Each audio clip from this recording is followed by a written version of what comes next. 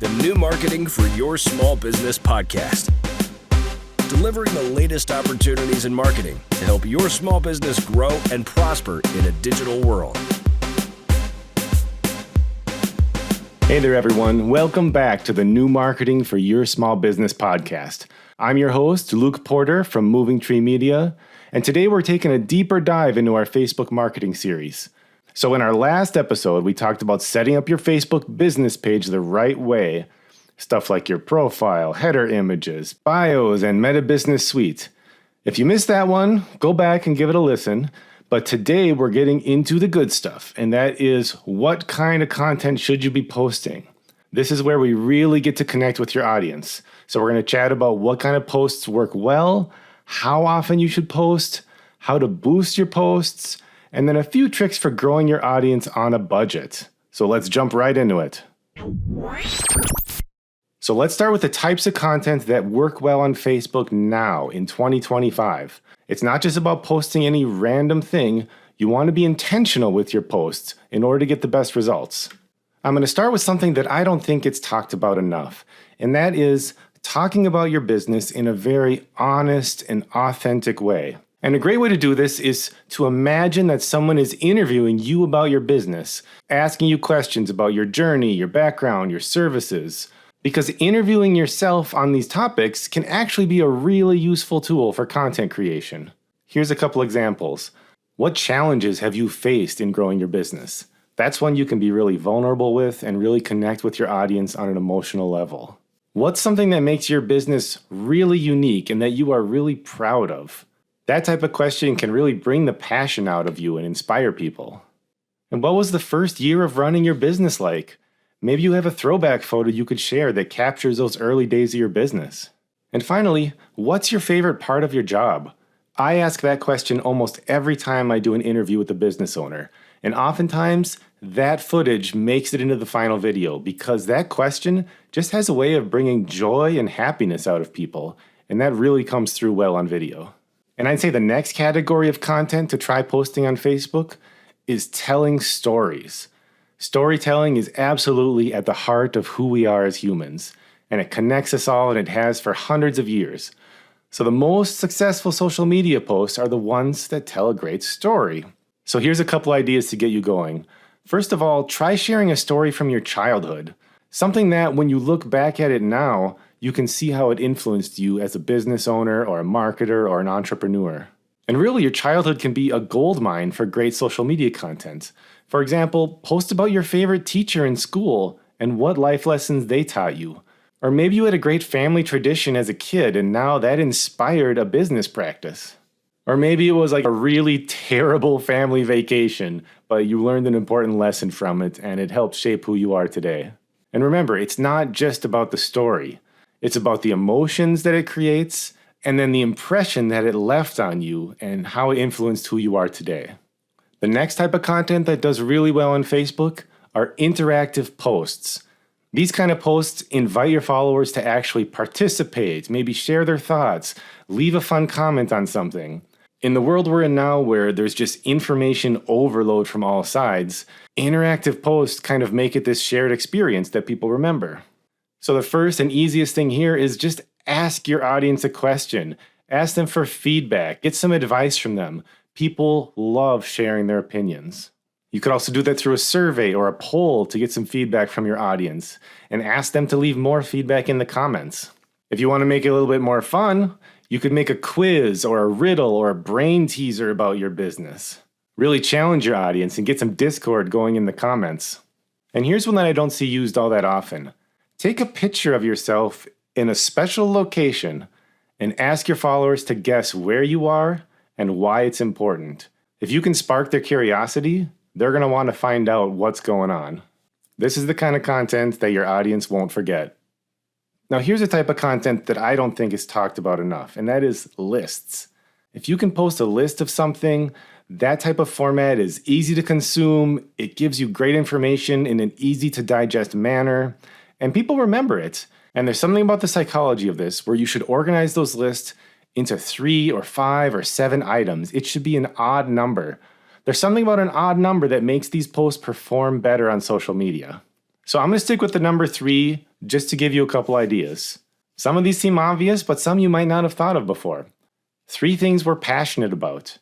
3 things you didn't know about our industry. 3 things we're doing to support the community. 3 things we're grateful for. 3 things that got you to where you are today. I mean, I could go on, but I think you get the idea. And then the last type of content that I want to talk about in this episode are testimonials. Now, I think some businesses overuse testimonials, where it's like every other post. That is too much. But throwing one in every 10 posts or so, I think can be a powerful marketing tool. Because it does build that social proof, that positive reputation that you want potential customers to see. Here's a couple ways you can make this more unique than just putting your latest Google review on top of a graphic. Why don't you try posting a throwback testimonial, the very first review your company ever got, along with an old photo to go with it? Or if you really want a post that'll perform well, invite one of your best customers to come to your location for a video testimonial. Just record it with your phone. You could make a testimonial more like a case study. You start with the customer's challenges, the solutions you provided, the outcome you got. Pair that with the testimonial for a more powerful post. Here's a bonus tip on that. Make it into a carousel post. Google how to do that. Carousel posts perform extremely well right now, not only on Facebook, but also on LinkedIn and Instagram. And finally, don't just get testimonials from your customers. Get them from your employees too. Provide that insider perspective on your company's culture and values. That can really influence people in a different way. Those are just some of the posts that are doing well on Facebook right now. And if you've listened to my other content, you know I'm probably going to recommend that you make most of those posts vertical videos, because that's where all the attention is. But now that we've talked about what kind of content to post, next we should discuss how often you should be posting.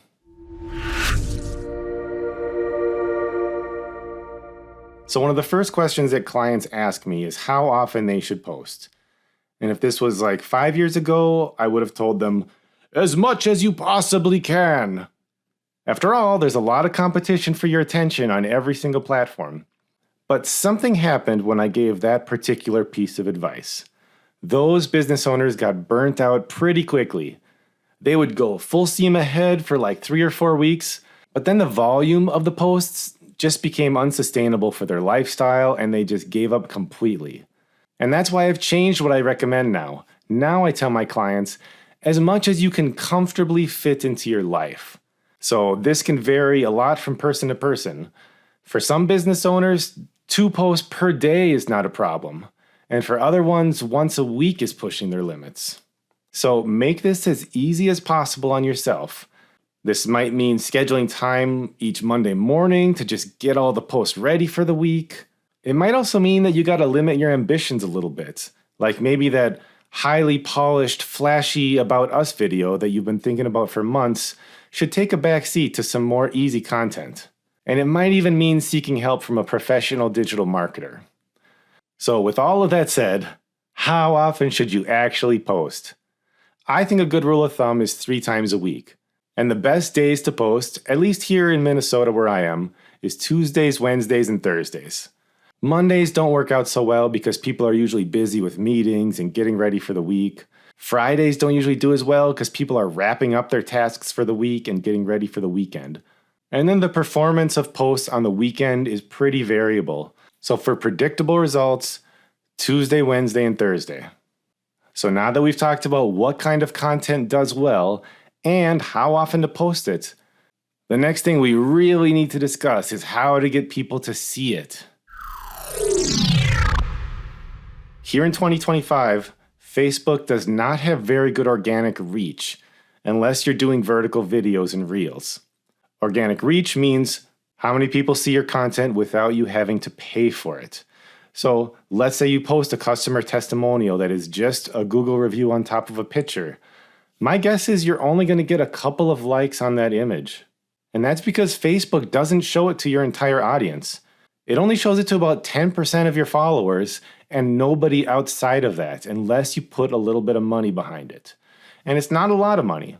I recommend that every single business boosts each Facebook post with about $10 a post. And you've probably seen this button before on Facebook after you post something. It says boost my post. $10 is usually enough to reach a couple hundred people in your target audience. So when you click that button to boost the post, Facebook is going to ask you, hey, what do you want to have accomplished with this post? Do you want to get more engagement? Do you want people to go to your website? Do you want people to pick up the phone and call you? If it's a video, do you want more people to just watch the video? So you can pick what you want to achieve, but I would recommend picking the option for engagement.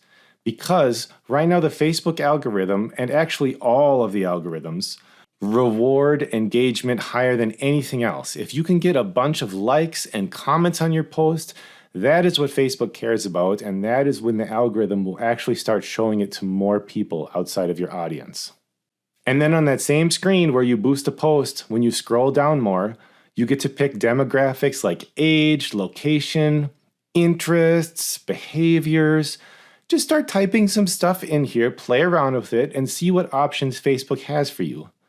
And this is going to allow you to reach the people that are in your exact target market. They're the ones you want to see the content anyways, and they're the ones who are probably more likely to engage with it. You also have the option to put a button on your post. And that button can take people to your website, or people can click on it to call you or send you a Facebook message. I recommend leaving that button off because people are way more likely to share your post with someone else if there's not a big button on it that says, go to my website. Right now, the way the algorithm works, it is more important for your content to get more shares and likes and comments than it is for that button to be available for people. Because if people really want to go to your website, they will just click your profile picture and click to go to your website. You want to make it as easy as possible for your posts to reach a wide audience. And the last piece of advice I'll give you, double down on your best performing posts. This is especially important with video, but for image posts this applies as well. If you have a post that is getting 4, 5, 6 times the normal amount of engagement, put some extra money behind that post because the market has proven that they like that content. You've gotten that content in front of a few hundred people and they loved it. So put another $50 behind it and get a few thousand people to see that same content. You could even take that post and turn it into an ad. But that's a topic for a different podcast episode. And if all that seems overwhelming, remember that Facebook has a lot of beginner-friendly tools in the Meta Business Suite that make it pretty straightforward to boost your posts and take the next steps. All right, I think we covered a lot of good stuff in this episode, from types of content to post, to how often you should post, to getting more engagement. In our next episode, we're actually going to take that next step to go into Facebook ads, different types of ads, the basics of targeting, and how to make an ad that really resonates with your audience. Thank you so much for tuning in. If you enjoyed today's episode, please leave a review, subscribe. It really helps other people find the podcast. And as always, happy marketing. I'll see you next time.